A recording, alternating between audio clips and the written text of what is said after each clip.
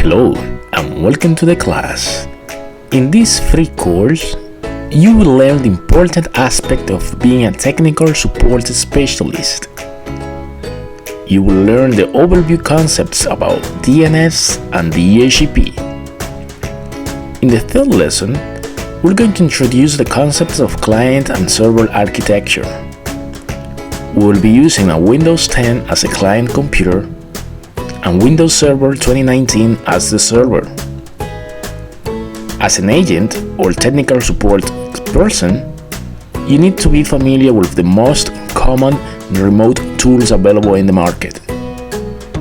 You will learn the concepts of TCP, UDP protocols. Why is this so important? Do I need to know all of this? And the answer is yes. We're going to discuss the important topics about OSI Model, applications, presentation, section, transport, network, data link, and physical. You will learn the skills needed to succeed as a technical support specialist.